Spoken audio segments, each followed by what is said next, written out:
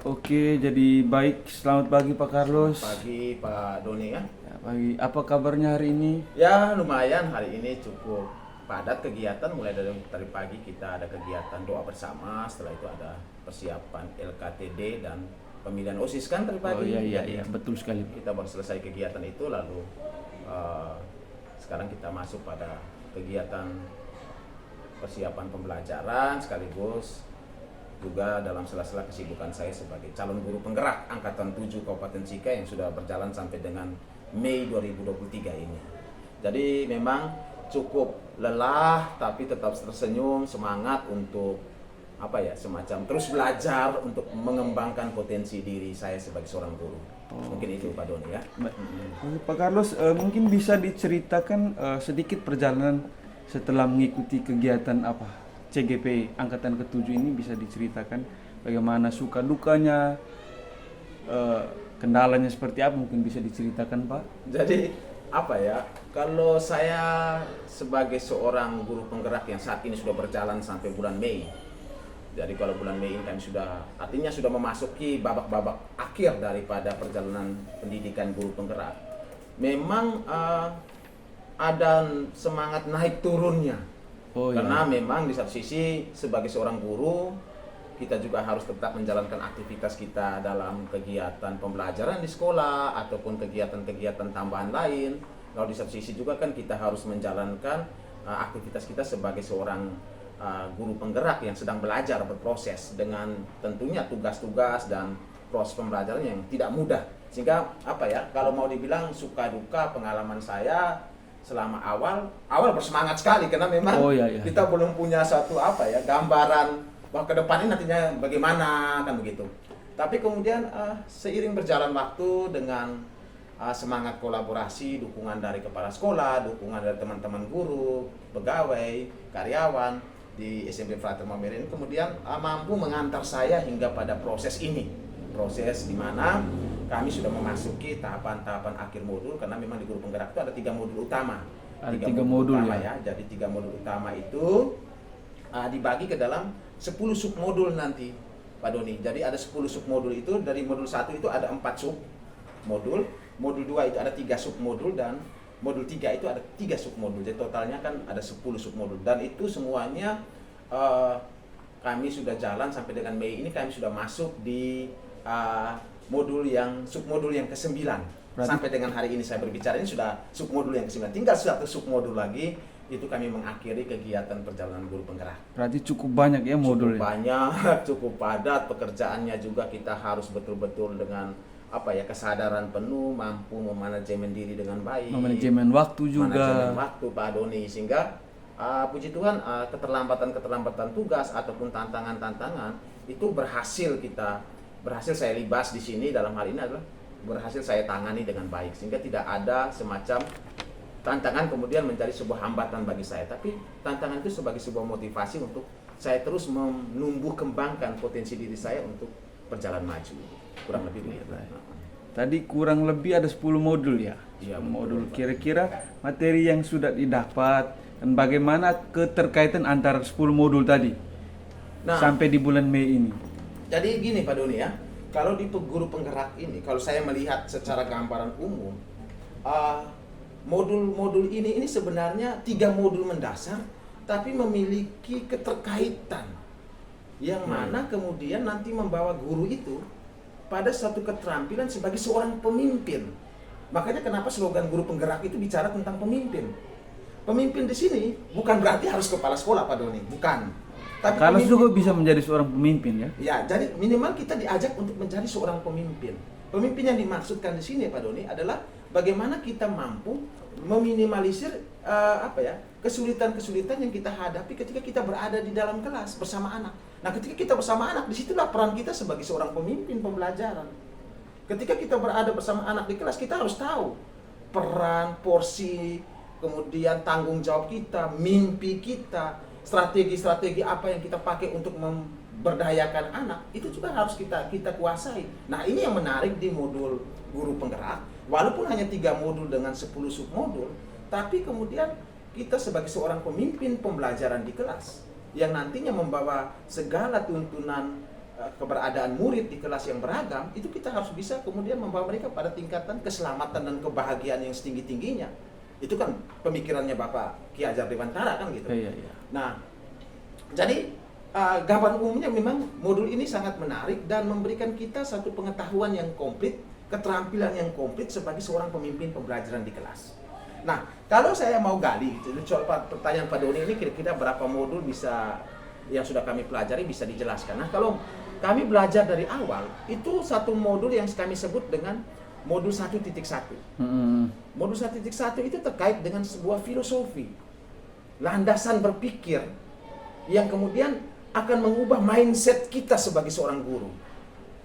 Jadi cara berpikir guru itu diseragamkan dulu, sehingga kemudian melihat peran kita, melihat tanggung jawab kita, melihat mimpi kita ke depan dalam sebuah komunitas sekolah itu sama. Dan tidak ada lagi perbedaan-perbedaan. Dan ini menarik. Nah, dalam filosofi Ki Hajar Dewantara ini yang diangkat itu adalah kita sebagai seorang guru itu diibaratkan sebagai seorang petani. Tidak ada seorang petani yang kemudian mau tanam tanamannya di kebun, kemudian dia berdoa banyak supaya tanamannya mati. Ada? Tidak ada. Atau adakah seorang petani yang kemudian tanamannya sudah mulai berbuah, belum sampai matang, kemudian ditebang buang? Tidak ada.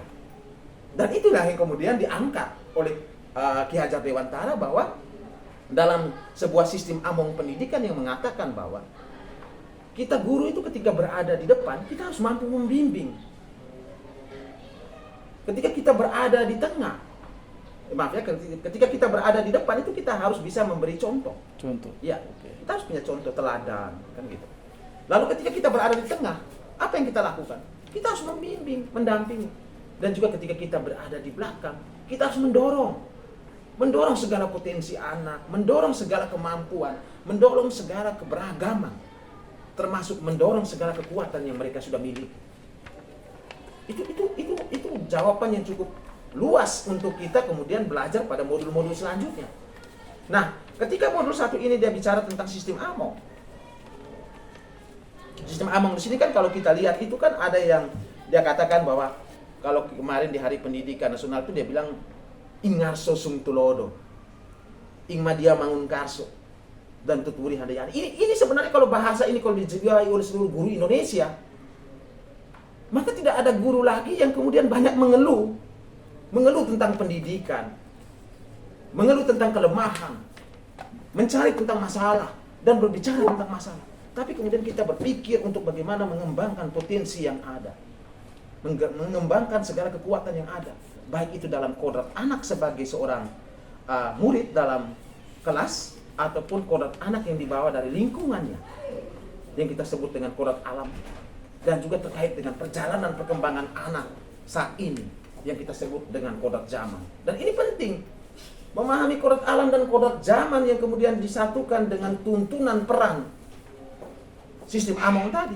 Maka kemudian guru dikuatkan dengan satu cita-cita besar bahwa anak ini perlu diselamatkan, anak ini perlu dibahagiakan. Itu modul 1, gambaran garis besar. Ya, nah sekarang kita menarik kalau kita kemudian melihat apa dikaitkan dengan modul yang modul 1.2-nya. Ya. Tadi kan 1.1 ini.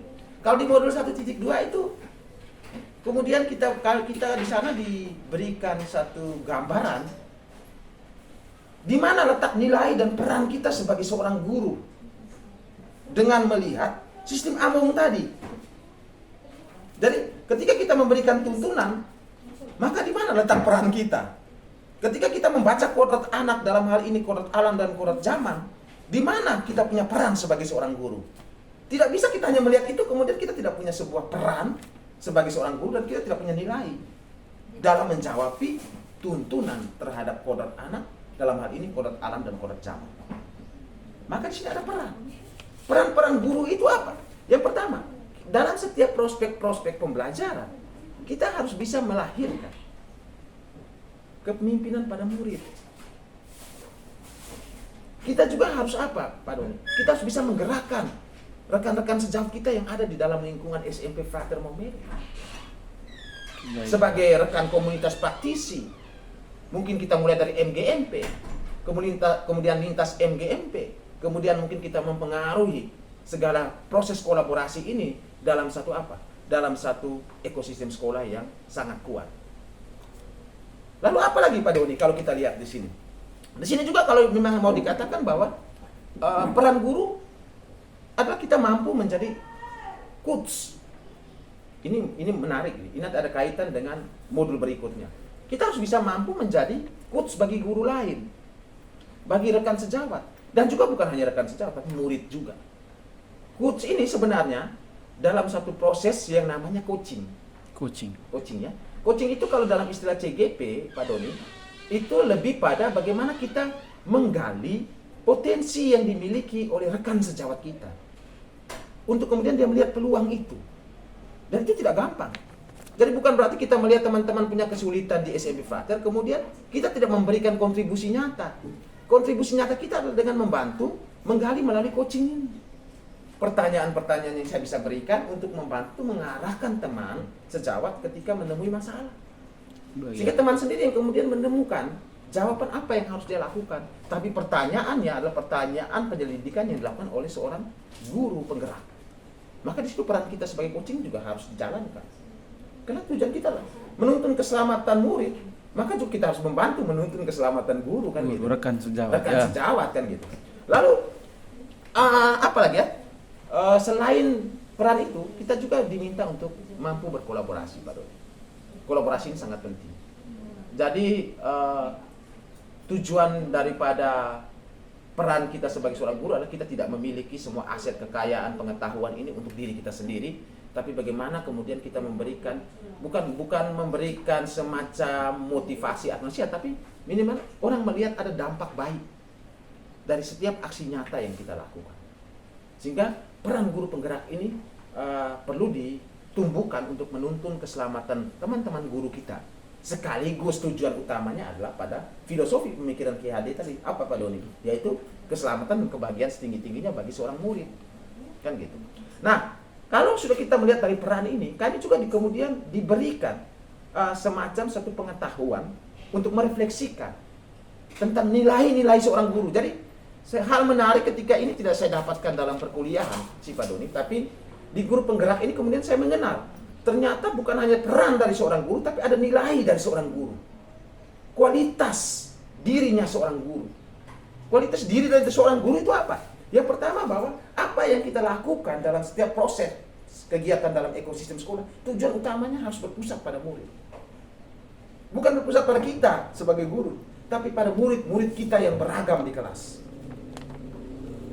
Dan itu kan berat bagi kita seorang guru. Maka dikasih jalan melalui pembelajaran modul-modul ini untuk dikembangkan, untuk bagaimana guru melihat peluang, guru melihat potensi, guru melihat pemberdayaan, guru melihat aset, dan guru juga sampai pada tingkatan pengambilan keputusan yang bertanggung jawab. Ini semua dikasih lengkap, komplit. Yang berikut menarik, bahwa tidak ada guru penggerak yang kemudian terus mengeluh. Maka nilai mandiri ini harus ditanamkan dalam diri sebagai sebuah spirit. Mandiri untuk mencari tahu, mandiri untuk mengetahui, mempelajari hal-hal baru, mandiri untuk berdiskusi, mandiri untuk membuat satu peluang terobosan.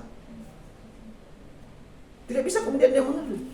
Kemandirian itu penting. Kemandirian dalam hal apa? Membantu prospek kita terhadap investasi pemikiran dan juga terhadap hal-hal yang menjadi tujuan kita pada investasi tuntunan keselamatan dan kebahagiaan murid. Ini penting. Sehingga jangan sampai tunggu dulu kepala sekolah perintah baru kita gerak. Kalau memang mau belajar ya belajar di mana saja kan gitu. Sehingga nilai kemandirian ini sangat penting. Lalu kemudian nilai kemandirian ini ada hubungannya dengan apa Pak Doni? Kita manage waktu, manage diri. Jangan sampai kemudian kita mempersoalkan bahwa pekerjaan terlalu banyak ini. Tapi pada kemampuan kita untuk memanage itu yang kurang. Kemandirian kita untuk mengatur waktu itu yang kurang. Lalu seorang guru penggerak di sini juga harus punya satu nilai lagi yang disebut dengan nilai reflektif. Setiap apapun yang kita lakukan, Pak Doni, harus direfleksikan. Karena refleksi ini sebagai satu acuan untuk melihat kembali kualitas apa yang sudah kita lakukan dari suatu kegiatan. Istilahnya mengevaluasi yang sudah kita jalankan. Jadi kita mengevaluasi diri kita dalam sebuah kegiatan refleksi sehingga ada aksi nyata selanjutnya yang kita perbarui dalam kegiatan keberlanjutan. Lalu yang berikut ada inovatif. Nilai inovatif itu harus ada dalam diri Jadi harus bisa melihat peluang-peluang inovasi-inovasi baru yang bisa dikembangkan dalam kelas, yang bisa dikembangkan dalam ekosistem sekolah. Dan itu nilai itu harus ditanamkan oleh seorang guru penggerak. Sehingga Pak Doni ketika belajar di modul 1 dan modul 2 sudah cukup oleng-oleng sedikit lah. Karena memang cukup padat itu materinya. Pendasaran dari sebuah filsafat pendidikan yang dibawa oleh Bapak Ki Hajar Dewantara. Nah, lalu kami masuk pada modul 1.3 Pak Doni. 1.3 ini semakin menantang. Kalau kita sudah tahu tentang filosofi pendidikan, menuntun keselamatan anak, dan tadi ada nilai dan peran guru penggerak, yang saya bisa ambil kesimpulannya adalah kita sebagai pemimpin pembelajaran yang berpusat pada keselamatan dan kebahagiaan anak, maka kita harus punya satu visi sebagai seorang guru. Kenapa? Karena dengan visi ini kita mengakomodir yang namanya filosofi tadi, pendasaran daripada perjalanan pendidikan nasional kita, tujuan pendidikan Indonesia, semangat daripada berdirinya SMP Frater, kan gitu. Itu harus dituangkan ke dalam satu visi guru maupun visi sekolah yang sinkron. Dari kalau ditanya mana yang lebih dulu, ya jelas pasti visi sekolah ya Bang. Dari visi sekolahnya dulu, kemudian ditarik ke dalam visi guru untuk menjawab visi sekolah. Kalau tanpa visi, guru yang tidak mempunyai visi, guru itu ibarat tidak mempunyai harapan. Percuma kalau dia mempelajari filosofi, dia mempelajari nilai dan peran, tapi kemudian dia tidak punya visi, dia kehilangan arah Pak Doni. Sehingga visi ini sangat penting. Dan dalam penyusunan visi, Pak Doni, kemudian kita diberikan satu semacam satu strategi penemuan visi itu yang namanya inquiry apresiatif. Dalam inquiry apresiatif ini artinya apa Pak Doni? Kita sebagai seorang guru ataupun kita sebagai warga sekolah, kita harus mampu melihat aset-aset yang menjadi potensi kekuatan yang harus dikembangkan. Bukan berpikir kekurangan dan berpikir masalah. Artinya apa? Kita tidak mengeluh dengan apa yang kurang, tapi kita mencari tahu apa yang bisa kita kembangkan. Itulah yang namanya inquiry apresiatif. Inquiry apresiatif itu sebenarnya cara pandang. Berarti berfokus pada solusi ya? Jadi kita berfokus pada satu solusi, berfokus pada pemberdayaan aset. Jadi saya kasih contoh gini Pak Doni. Apakah saya harus mengeluh sebagai seorang guru ketika masuk dalam sebuah kelas yang ada keberagaman, mulai dari anak yang pemahaman sangat lambat sampai anak yang pemahaman sangat cepat di bidang bahasa. Kebetulan saya guru bahasa Indonesia. Apakah saya harus mengeluh? Apakah dengan mengeluh kemudian saya memberikan keselamatan dan kebahagiaan setinggi-tingginya bagi murid saya? Pernahkah seorang petani kemudian mengeluh ketika dia melihat dia punya jagungnya masih daunnya kuning, rumputnya tinggi, dia mengeluh saja, kemudian sebentar rumputnya hilang? Tidak, tapi harus ada satu solusi alternatif yang dihidupkan oleh seorang guru, oleh seorang petani, untuk bagaimana kemudian menyelamatkan jagung yang dia tanam tadi di kebunnya. Ini yang penting. Apapun segala cara dia harus cari. Nah, sehingga itu diperlukan semacam visi guru penggerak. Visi ini ada hubungannya dengan tujuan pendidikan nasional yang dibawa ke dalam visi sekolah. Visi SMP Frater Maumere sekolah kita. Kemudian dari visi SMP Frater ini kemudian lahirlah visi kita dalam kelas sebagai seorang guru. Sehingga guru harus punya visi dalam pembelajaran sebagai seorang guru bahasa Indonesia. Saya harus punya mimpi, kan gitu. Sehingga cara pandang saya dengan sistem berpikir aset, sistem berpikir positif untuk mencari solusi, ini harus kemudian saya tuangkan dalam menemukan visi saya sebagai seorang guru penggerak di dalam kelas sebagai pemimpin pembelajaran. Yang berikut Pak Doni, di modul 1 masih kita akan masuk pada modul yang namanya modul 1.4 Pak Doni. Di modul 1.4 ini kita sudah mulai pada bagaimana melihat sekolah sebagai sebuah ekosistem yang memiliki budaya positif. Kenapa budaya positif? Karena tadi pendasaran dari filosofi Ki Hajar Dewantara, dia katakan keselamatan dan kebahagiaan tidak terlepas daripada nilai budi pekerti. Kalau kita tarik dari nilai budi pekerti, itu ada 3 hal penting yang sekarang sedang kita jalankan di lembaga pendidikan SMP Frater Maumere, yaitu terkait dengan hal yang sifatnya pengetahuan, hal yang sifatnya keterampilan, dan hal yang sifatnya karakter atau sikap. Maka budaya positif inilah kemudian salah satu akar yang mengukur dan membangun kekuatan untuk penguatan karakter, penguatan sikap, afektif anak sebagai sebuah pengelolaan budi pekerti.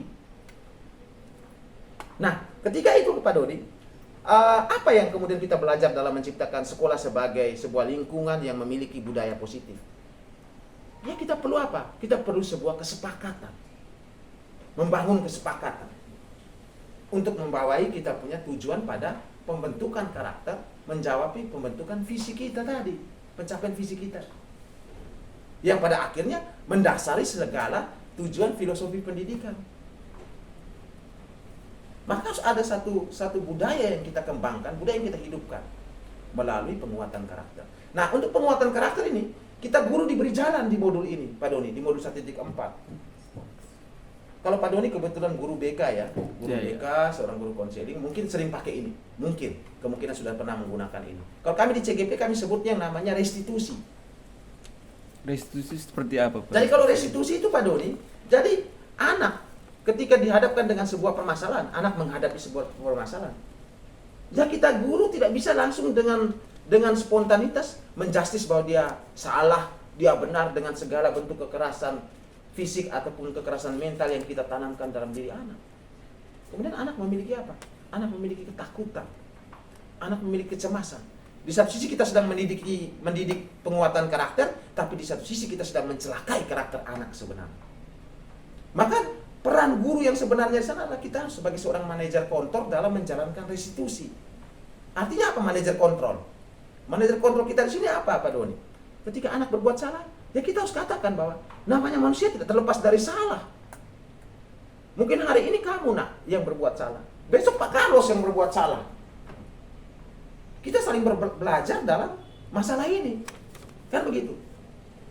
Salah itu wajar sebagai seorang manusia yang sedang belajar. Tapi yang paling penting adalah bagaimana kita kemudian mau mengakui kesalahan tersebut dalam sebuah perubahan.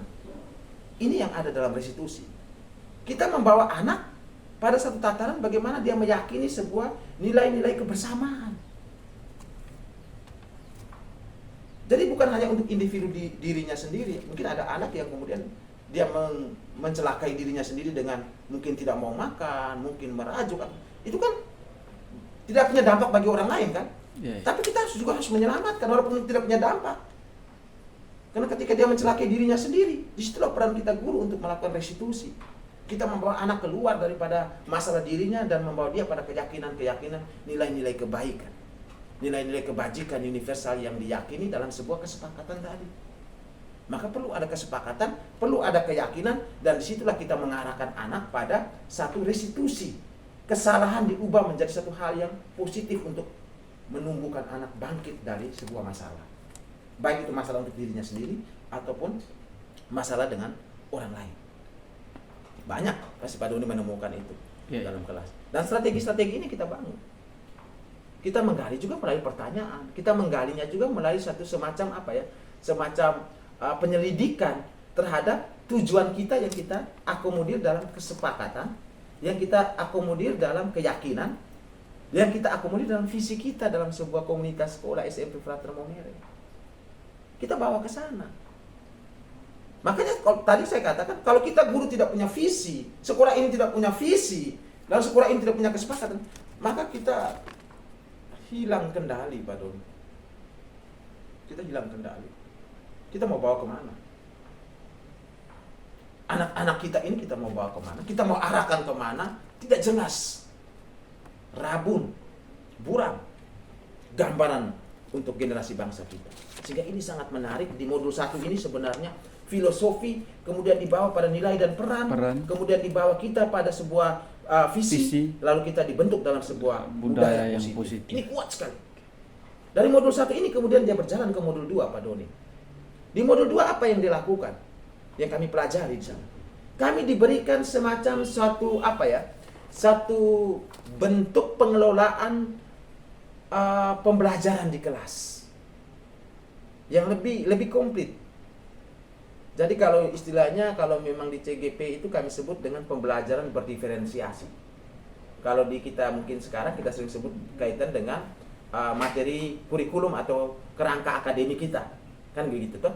Nah, pembelajaran diferensiasi ini sebenarnya Pak Doni mau mengarahkan kita pada tadi yang dikatakan, selain budi pekerti, selain karakter, selain ada budaya positif sekolah, kita harus melihat anak dengan segala keberagaman dalam satu kebun. Walaupun jagung dengan bibit unggul yang sama, ketika ditanam ke dalam tanah, tentu 1-2 hari ke depan tumbuh kembangnya jagung itu pasti berbeda-beda juga. Semua ini dipengaruhi oleh berbagai macam faktor. Dan guru harus melihat itu sebagai sebuah potensi, tidak bisa melihat itu sebagai sebuah masalah. Dia harus melihat peluang dan harus mengambil peluang dalam pembelajaran berdiferensiasi. Maka apa? Di sana kalau di dalam pembelajaran berdiferensiasi itu ada 3 kata kunci yang penting. Yang pertama apa? Kita melakukan pemetaan terhadap kesiapan belajar murid dan kebutuhan-kebutuhan yang diinginkan oleh murid. Mungkin antara si A dengan si B kebutuhannya berbeda dan kesiapannya juga berbeda kan Pak Doni? Iya. Nah disitulah peran kita guru melihat perbedaan itu, kemudian kita membantu mereka, bukan marah-marah. Kita menjadikan perbedaan sebagai sebuah asas untuk marah-marah anak di kelas kan gitu. Nah ini yang kemudian saya juga sedang belajar ke sana untuk menakar. Jadi kalau di pembelajaran berdiferensiasi ini kalau hal menarik, itu kita peran guru kita seperti seorang operator sound. Setiap lagu kita buka dengan tolak ukur equalizer yang berbeda-beda, naik turunnya berbeda-beda. Sehingga dari 32 siswa anak di kelas 7 atau kelas 8 dalam satu kelas, memang mereka punya equalizernya harus berbeda-beda, tidak bisa kita samakan. Kalau kita samakan berarti pembelajaran bukan berpusat pada murid dong, berpusatnya pada guru, kan gitu. Maka diukur kesiapan dan kebutuhan belajar. Yang kedua, kata kunci kedua adalah setelah kita mengukur kesiapan dan kebutuhan belajar, kita harus melakukan segala diferensiasinya. Segala keberagaman anak harus kita akomodir dalam apa? Dalam merancang konten, materi-materi yang kita persiapkan sesuai dengan bakat minat mereka, sesuai dengan kebutuhan, sesuai dengan apa yang mereka sudah miliki atau apa yang belum mereka miliki Pak Doni. Bukan hanya yang sudah mereka miliki, termasuk yang belum mereka miliki juga harus tanggung jawab. Dan dari konten yang ada kemudian kita bawa ke dalam satu proses yang sesuai dengan pemetaan kita dari kesiapan dan kebutuhan mereka, kan gitu. Dan yang ketiga adalah kita membawa mereka dalam satu bentuk asesmen akhir. Jadi penilaian akhir, apakah segala keberhasilan kita ini dalam pembelajaran berdiferensiasi ini sudah sesuai atau belum, sudah sesuai dengan capaian atau belum, sudah sesuai dengan kebutuhan dan kesiapan belajar yang kita petakan di awal atau belum. Makanya ada refleksi di sana.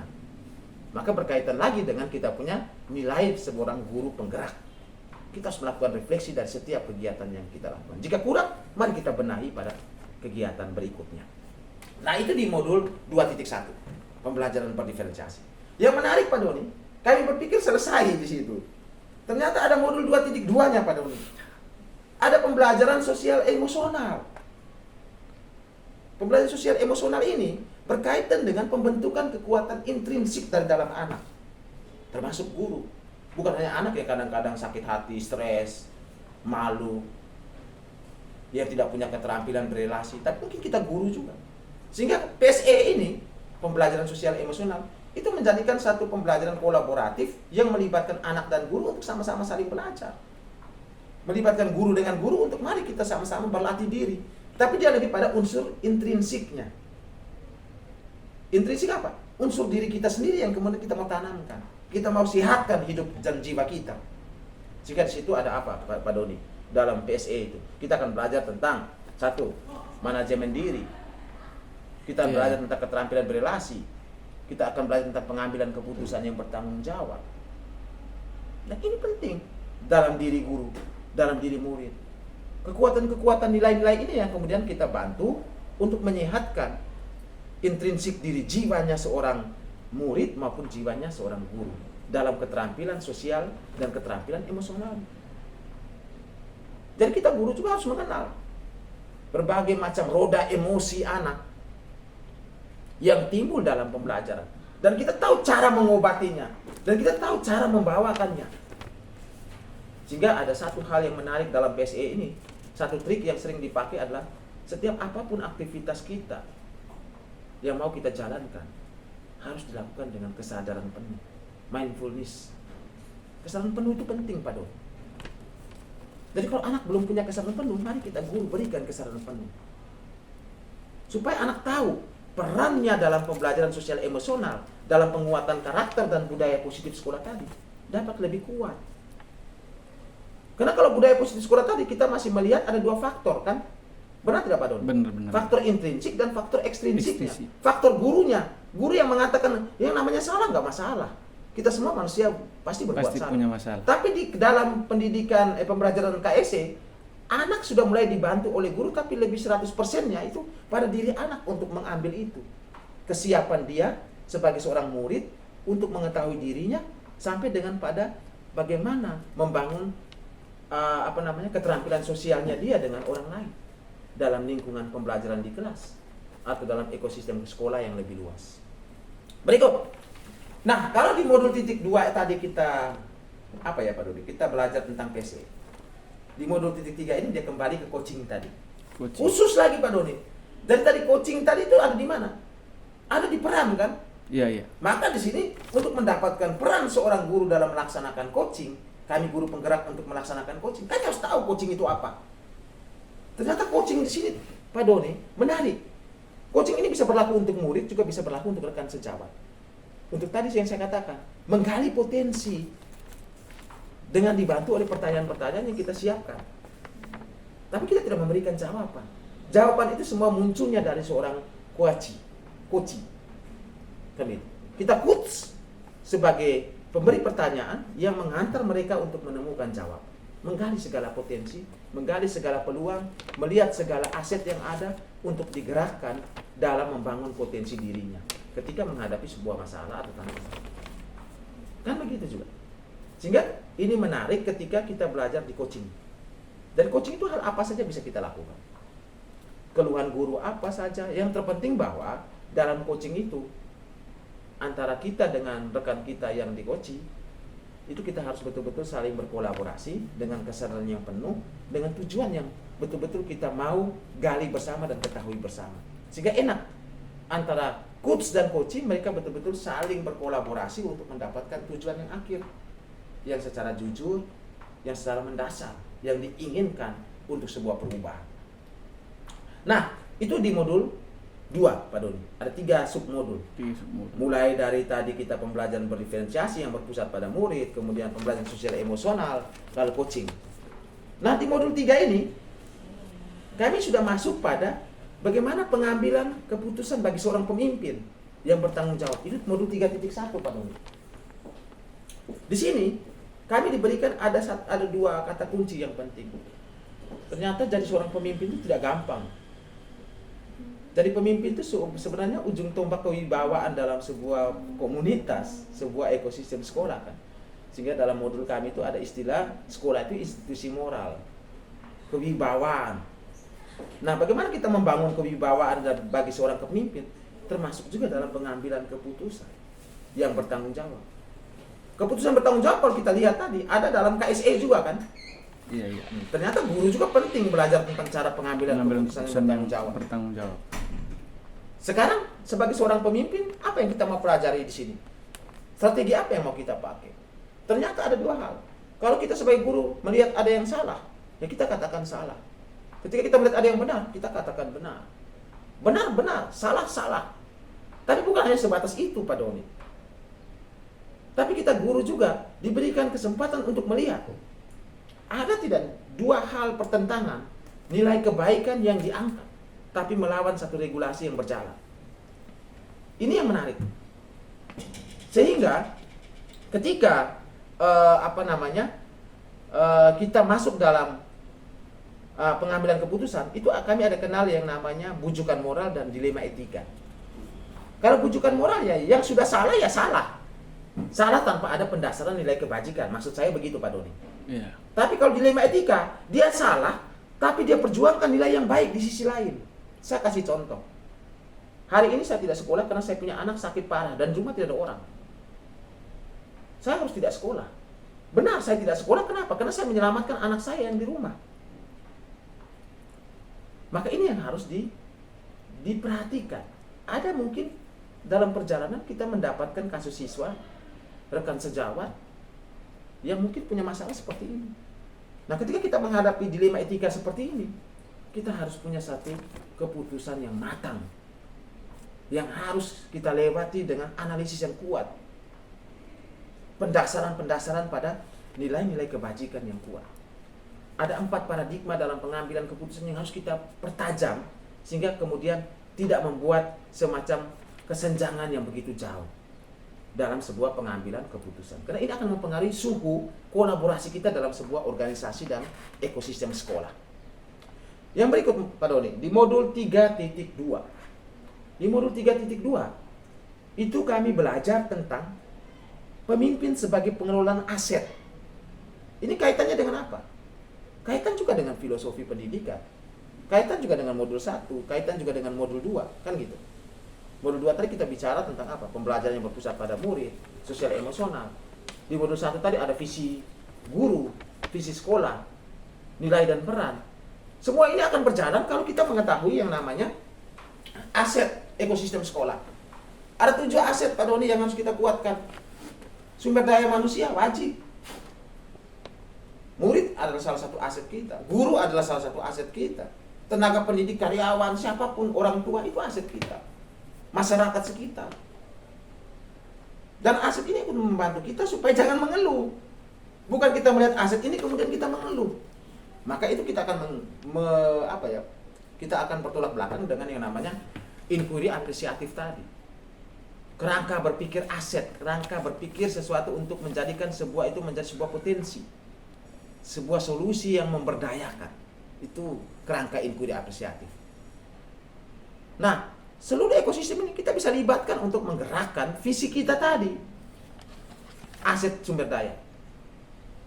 Mungkin hari ini kita kekurangan guru bahasa Inggris misalkan. Apakah tidak bisa saya datangkan orang tua wali yang punya kemampuan bahasa Inggris, mungkin punya hubungan kerjasama dengan negara-negara luar yang dalam hal ini adalah punya dampak terhadap bahasa Inggris. Saya bisa panggil ke sekolah, saya bisa undang ke sekolah untuk membantu kita dalam pengajaran bahasa Inggris. Kan begitu Pak Don? Itu yang pertama. Yang kedua, aset yang kedua itu adalah aset fisik lingkungan. Gedung, kita punya buku, kita punya sarana sekitar ini seperti lab IPA kan saya duduk di sini. Semua itu aset kita, tanah, aset lingkungan. Lingkungan alam sekitar kita harus lihat potensi apa yang bisa kita bawa ke dalam sekolah. Yang berikut apa? Kita punya aset politik. Politik itu berkaitan dengan kebijakan dan hubungan yang kita tanamkan, kita investasikan. Dan punya dampak terhadap apa? Aset relasi sosial. Misalnya Pak Doni hari ini guru BK tapi di lingkungan Pak Doni ikut anggota KOR OMK misalkan. Ada tidak kemungkinan suatu saat saya butuhkan hubungan kerjasama dengan OMK di Bayokti? Pasti ada Pak Doni. Dan itu yang kita harus lihat, kita harus gali peluang-peluang ini. Kita bawa masuk ke dalam hubungan kerjasama sekolah. Untuk apa? Mendukung visi kita mencapai keselamatan filosofi Ki Hajar Dewantara yang disebut dengan keselamatan dan kebahagiaan anak. Dan terakhir yang paling penting juga adalah aset apa Pak Doni? Aset agama, budaya, serta aset finansial. Hal ini menjadi sebuah kekuatan aset yang kita lihat untuk menguatkan visi kita mencapai seorang pemimpin pembelajaran, pengolahan sumber daya yang membawa kita pada tujuan keselamatan dan menuntun kebahagiaan anak. Mungkin itu Pak Doni yang bisa saya jelaskan keterkaitan dari perjalanan yang cukup panjang kami di 6 bulan ini, 7 bulan ini, hampir 8 bulan. Dan harapan saya semoga di modul terakhir nanti tinggal lagi 1 modul kan, submodul di modul 3 ini saya bisa belajar lebih mantap untuk kemudian mengkoneksikan ini dalam sebuah aksi nyata keberlanjutan kita di rumah belajar SMP Frater Maumere. Mungkin itu Pak Doni. Oke, baik Pak Carlos. Setelah Pak Carlos banyak belajar dari kegiatan guru penggerak ini, kira-kira Pak Carlos bisa melihat peluang dari program guru penggerak ini yang bisa diterapkan di lembaga SMPK Frater itu seperti apa peluang? Nah, kalau bicara peluang ya Pak Doni. Peluang yang pertama saya kemudian mengerti bahwa sekolah itu adalah institusi moral. Sekolah itu adalah sebuah ekosistem. Sekolah itu adalah tempat persemaian benih-benih yang kemudian bisa diibaratkan sebagai seorang petani dengan ladang. Sehingga ketika kita menjadi seorang guru, disitulah kita harus bisa menempatkan diri kita sebagai seorang petani. Di situ juga kita bisa menempatkan diri sebagai seorang pengukir yang bisa menciptakan kualitas dari kayu tersebut menjadi sebuah keindahan yang luar biasa. Di situ juga kita punya peran sebagai apa? operator sound yang bisa mengatur kesiapan dan kebutuhan belajar murid dengan segala potensi yang akan kita bawa dalam pembelajaran. Diferensiasi dilakukan. Dan juga termasuk apa? Di sini sebenarnya mau dikatakan bahwa kita guru adalah seorang pemimpin pembelajaran yang terus menuntun keselamatan dan kebahagiaan setinggi-tingginya bagi anak-anak kita di SMP Fraterno. Akhirnya kita tidak akan mengeluh. Ada anak yang kurang, ada anak yang bodoh, ada anak yang lemah, ada anak yang tidak punya potensi. Mungkin kata-kata itu akan hilang kalau semua kita sudah belajar di guru penggerak. Karena kita akan melihat itu sebagai sebuah aset yang harus kita berdayakan. Bagi saya tidak ada seorang petani yang kemudian dia mengetahui bahwa jagungnya kurang subur, dia langsung potong buang. Maka dia akan mengalami kerugian yang sangat besar. Maka generasi bangsa hari ini harus diselamatkan dan dimulai dari sumber daya guru yang berkualitas. Maka belajarlah dalam guru penggerak, kita akan belajar dari filosofi pendidikan, kita akan belajar tentang menuntun keselamatan dan kebahagiaan murid setinggi-tingginya, dan kita akan hadir sebagai seorang pemimpin pembelajaran di kelas. Dan juga kita akan menjadi pemimpin pembelajaran dalam ekosistem sekolah, bahkan pemimpin pembelajaran dalam masyarakat, bangsa, dan negara.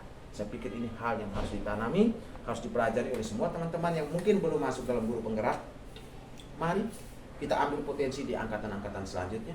Ada angkatan 9, 10, 11, dan seterusnya. Kita belajar sehingga ruang kolaborasi ini semakin terbuka, arah perubahan paradigma baru pendidikan Merdeka Belajar Indonesia semakin berjalan lebih baik. Mungkin itu Pak Doni. Aksi nyata ke depan, kita harus mulai dari filosofi mendasar, visi yang kuat, sehingga kita mampu menjalankan nilai dan peran kita sebagai seorang guru penggerak, dan juga kita tahu diri sebagai seorang pemimpin pembelajaran yang mampu mengambil keputusan yang bertanggung jawab, menjalankan pengelolaan sumber daya aset sebagai sebuah kekuatan ekosistem yang kemudian dengan kerangka berpikir inquiry apresiatif. Artinya, kita selalu berpikir aset, bukan kita selalu berpikir masalah. Jadi berpikirlah aset, jangan pernah berpikir besit. Kan begitu, problem. Saya pikir itu. Oke, terima kasih Pak Carlos. Sebagai guru, saya merasa bahwa 30 menit perbincangan kita tadi sangat bermakna dan banyak pelajaran yang bisa saya dapat sebagai seorang guru. Terima kasih banyak Pak Carlos. Terima Sudah kasih menjadi juga, Pak istilahnya coach lah, pembimbing. Selama 30 menit ini, 30 menit bermakna sekali buat saya sebagai seorang guru. Ya. Terima Jadi kasih banyak. ya, terima kasih juga untuk Pak Doni. Ini satu bentuk kolaborasi karena saya melihat Pak Doni sebagai seorang guru BK, tapi punya aset yang harus saya kolaborasikan dengan tugas saya hari ini, sehingga saya mengundang Pak Doni sebagai rekan untuk melakukan wawancara terhadap saya, kemudian sekaligus IT atau semacam pengambilan video, orang yang membantu saya dalam pengambilan video ini. Karena ini aset kita yang saya tidak bisa mengatakan bahwa saya hebat sendiri sebagai seorang Carlos Tolwala, tapi di sini ada dukungan kolaborasi penuh dari Pak Doni yang kemudian menunjang saya untuk mencapai pada tujuan selesainya program guru penggerak Angkatan 7 Indonesia. Abang kawan, terima kasih. Sampai jumpa Pak Doni. Oke.